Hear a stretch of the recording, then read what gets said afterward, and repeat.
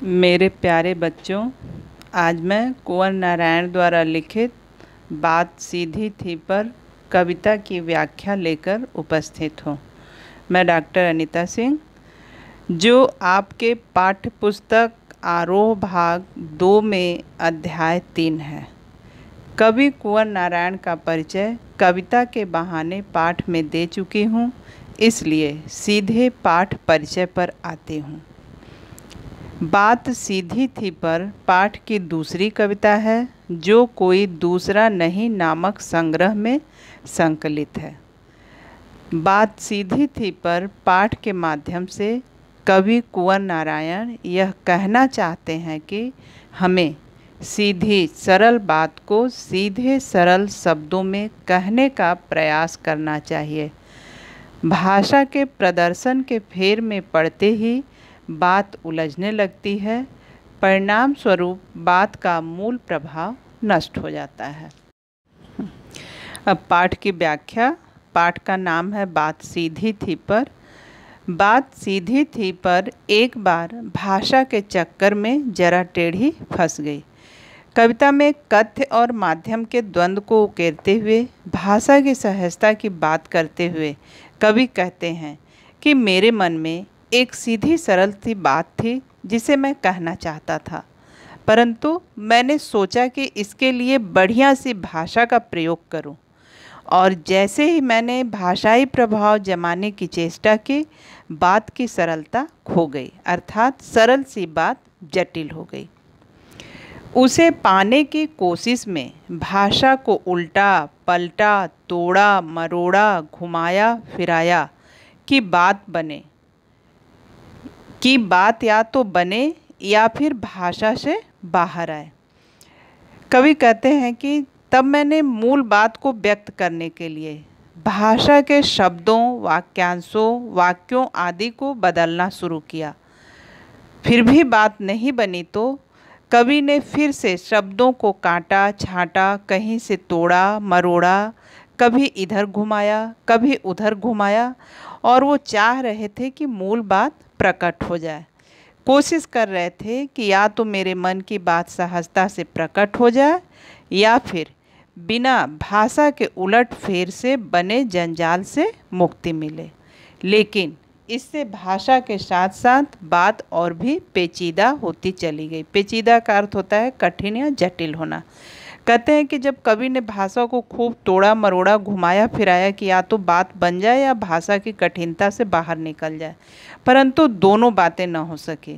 इधर कोशिश करने पर भाषा और अधिक जटिल होती गई और उधर मूल बात भी अपनी सरलता खोकर जटिल होती गई। इस प्रकार उनकी बात जो है और भी पेचीदा मतलब जटिल होती चली गई। अब अगला पैरा। सारी मुश्किल को धैर्य से समझे बिना मैं पेंच को खोलने के बजाय उसे बेतरह कसता चला जा रहा था, क्योंकि इस कर्तव्य पर मुझे साफ सुनाई दे रही थी तमाशबीनों की शाबाशी और वाह वाह। कवि कहते हैं कि भाषा के चक्कर में फंसी बात को धैर्यपूर्वक सुलझाने के बजाय उसे और अधिक कोशिश करके उलझाते चले जा रहे थे। यहाँ पे धैर्य का अर्थ धीरज, बेतरह का अर्थ बुरी तरह, कर्तव्य का अर्थ चमत्कार, तमाशबीन का अर्थ है तमाशा देखने वाले दर्शक, शाबाशी प्रशंसा या प्रोत्साहन। कवि कहते हैं कि मैं बात को धैर्यपूर्वक सुलझाने की बजाय उसे और अधिक कोशिश करके उलझाता चला गया। मैं पेंच को खोलने के बजाय, कहते हैं जिस प्रकार पेंच ठीक से न लगे तो उसे खोलकर फिर से लगाने के बजाय उसे बेतरह कसता चला जा रहा था कि उसे कोई ज़बरदस्ती कसता चला जाए, क्योंकि इस कर्तव्य पर मुझे, कवि कहते हैं कि मुझे यह ज़बरदस्ती क्यों करनी पड़ रही थी, क्योंकि बात के साथ ज़बरदस्ती इसलिए मैं कर रहा था क्योंकि मेरी इस बेवकूफ़ी पर लोग वाह वाह करने वाले, शाबाशी देने वालों की संख्या कम नहीं थी। जो उनके वाहवाही करने वाले थे, शाबाशी देने वाले थे, वे उसे जटिल पेचदार भाषा बनाने पर बधाई और प्रोत्साहन दिए जा रहे थे। इस कारण कवि भाव और भाषा दोनों को जटिल बनाते चले जा रहे थे। अगला पैरा, आखिरकार वही हुआ जिसका मुझे डर था, जोर जबरदस्ती से बात की चूड़ी मर गई। कवि कहते हैं कि भाषा के साथ मैंने ज़बरदस्ती की, जिसका परिणाम हुआ जो कवि को डर था। क्या हुआ कि भाषा को तोड़ने मरोड़ने से भाषा का जो मूल भाव था, जो मूल प्रभाव था, वो नष्ट हो गया। बात की चूड़ी मर गई। बात की चूड़ी मर गई का अर्थ है बात का प्रभावहीन हो जाना, यानी बहुत कठिन शब्दों का उन्होंने प्रयोग किया जिसके कारण उनके बात की चूड़ी मर गई, यानी मूल प्रभाव नष्ट हो गया और वह भाषा में बेकार घूमने लगी। हार कर मैंने उसे कील की तरह उसी जगह ठोक दिया, ऊपर से ठीक ठाक, पर अंदर से न तो उसमें कसाव था न ताकत। कवि कहते हैं कि जब उन्होंने जोर ज़बरदस्ती कर भाषा को चमत्कारी बनाने का प्रयत्न किया और उसका मूल भाव नष्ट हो गया, उसकी व्यंजना ही नष्ट हो गई, भाषा भावहीन खेल बनकर रह गई, भाषा की उछल कूद शेष रह गई, मूल तथ्य नष्ट हो गया और अंत में कवि ने झल्लाकर अभिव्यक्ति को चमत्कारी शब्दों में ठूस ठूस कर ऐसे ही छोड़ दिया। किस तरह से छोड़ दिया? जैसे हम जब दीवार में कील ठोकते हैं और उसको हम जब ठोक नहीं पाते हैं तो ज़बरदस्ती हम उसको ठोक देते हैं, वह ऊपर से तो ठीक ठाक दिखाई देता है लेकिन उसमें अंदर से कसाव नहीं होता है। उसी तरह से जब कवि ने चमत्कारी शब्दों का प्रयोग करके कविता लिखी तब वह कविता ऊपर से तो अच्छी भली कविता जैसी दिखने लगी, परंतु उसकी आंतरिक अभिव्यक्ति बिखर गई। उनके कथन में कोई प्रभाव नहीं रहा, भावों की सघनता नष्ट हो गई, वह कविता प्रभावहीन हो गई। कहते अगला पैरा, बात ने जो एक शरारती बच्चे की तरह मुझसे खेल रही थी, मुझे पसीना पोंछते देखकर पूछा, क्या तुमने भाषा को सहूलियत से बरतना कभी नहीं सीखा? कवि कहते हैं कि बात जो है एक शरारती बच्चे की तरह है जो मेरे साथ क्रीड़ा कर रही थी, खेल रही थी। उसने क्रीड़ा करते हुए पूछा मुझसे, तुम मुझसे खेल खेलते हुए भी व्यर्थ का परिश्रम कर रहे हो, अपनी बेवकूफ़ी भरी मेहनत पर पसीना बहा रहे हो। क्या तुमने अब तक भाषा को सहजता, सरलता और सुविधा से प्रयोग करना नहीं सीखा? और यदि नहीं सीखा है तो यह तुम्हारी अक्षमता है, यह तुम्हारी अयोग्यता है, यानी तुम कवि होते हुए भी भाषा का प्रयोग नहीं जानते हो तो यह तुम्हारी अयोग्यता है। अब हम सीधे आते हैं काव्य सौंदर्य की ओर। काव्य सौंदर्य या शिल्प सौंदर्य इस पाठ का कवि ने कथ्य के अनुरूप अत्यंत सरल सरस शब्दों का प्रयोग किया है। यह कविता पद्य होते हुए भी लयात्मक गद्य से भरपूर है। भाषा के चक्कर में टेढ़ी फंसी जैसे लोक प्रचलित शब्दों के प्रयोग के कारण अभिव्यक्ति सुंदर बन पड़ी है। पेंच खोलना का तात्पर्य है बात को सरल ढंग से अभिव्यक्त करने का प्रयास। पेंच कसने से अभिप्राय है बिना सोचे समझे अभिव्यक्ति को जटिल बनाना। बात की चूड़ी मरना का आशय है बात का प्रभावहीन होना अथवा कथन के प्रभाव का बिल्कुल नष्ट हो जाना। कील की तरह ठोकने का आशय है भाषा के साथ जबरदस्ती कर सीधी सरल बात को बड़े बड़े शब्दों में उलझाकर रख देना। बात का मानवीकरण बहुत सुंदर और प्रभावी बन पड़ा है। कवि का पसीना पोंछना बहुत सुंदर बिंब है जो परिश्रम की व्यर्थता का द्योतक है।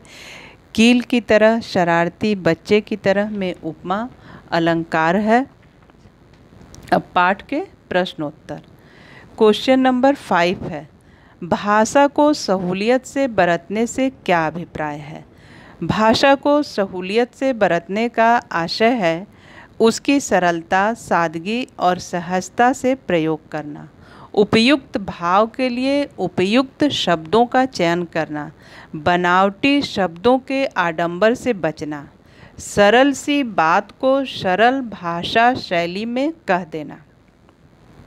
क्वेश्चन नंबर 6 है, बात और भाषा परस्पर जुड़े होते हैं किंतु कभी कभी भाषा के चक्कर में सीधी बात भी टेढ़ी हो जाती है, कैसे?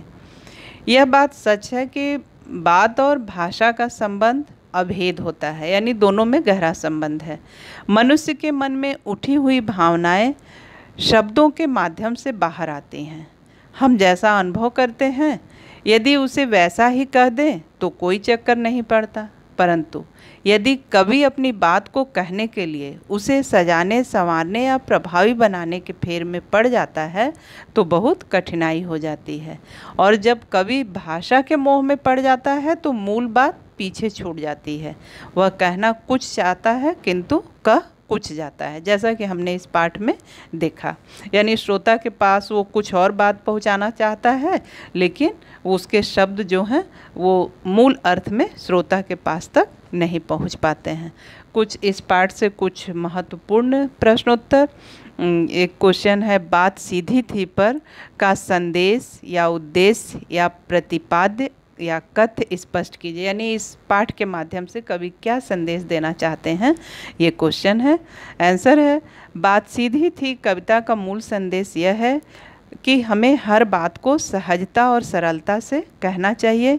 यदि वक्ता अपनी बात को बिना किसी बनावट, बिना किसी जटिलता या चमत्कार प्रदर्शन के कह दे तो बात बन जाती है।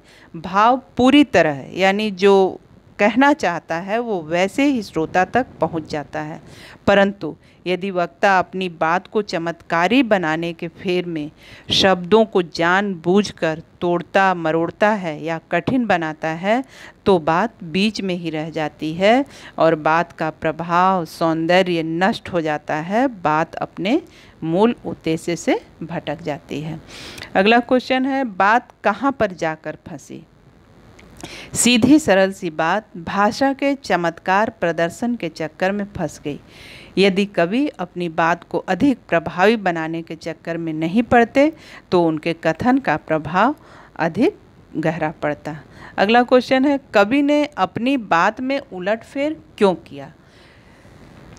कवि ने अपनी बात में उलटफेर इसलिए किया ताकि उनकी बात अधिक प्रभावी ढंग से प्रकट हो सके, श्रोता पर उसकी भाषा का प्रभाव पड़े। प्रायः कविता में छंदों की साधना के लिए शब्दों में उलटफेर, तोड़ मरोड़, घुमाव फिराव करना पड़ता है। इस कारण कभी कभी अभिव्यक्ति जटिल हो जाती है और कवि ने भी यही किया। अगला प्रश्न है, कवि को पसीना किस लिए आ गया। कवि अपनी बात को सरलता से नहीं कह पाए, बात को प्रभावशाली भाषा में कहने के चक्कर में स्वयं को उलझा लिया, इससे बात अपने लक्ष्य से भटक गई। कवि ने भाषा के जंगल में उलझी अपनी बात को सरलता से कहने का भरपूर प्रयास किया। उसने चाहा कि उसकी बात जटिल भाषा के पेचों से बाहर निकल आए, परंतु इस कोशिश में उसके हाथ कुछ भी न लग सका। उनकी सारी मेहनत बेकार हो गई। अगला प्रश्न है, बात पेचीदा होने पर भी कवि पेंच को और अधिक क्यों कसता गया। भाषा का जादू दिखाने के चक्कर में अभिव्यक्ति पेचीदा होती गई, फिर भी कवि भाषा के पेंच को कसते चले गए। कारण था जनता का समर्थन, प्रोत्साहन, तमाशाबीनों की वाहवाही मिलने लगी थी। यद्यपि वह स्पष्ट था, गलत था, वह गलत बात पर अड़ गया था, बात उलझ गई थी, फिर भी उसके अंध समर्थकों ने उसे समर्थन देना जारी रखा। परिणाम यह हुआ कि वह बात को सुलझाने की बजाय उलझी हुई बात को और अधिक उलझाते चले गए। उम्मीद करती हूँ पाठ आपको समझ में आ गया होगा। यदि कोई डाउट है तो कमेंट करके पूछ सकते हैं। आज के लिए इतना ही, और हाँ, लाइक और सब्सक्राइब करना ना भूलें। धन्यवाद।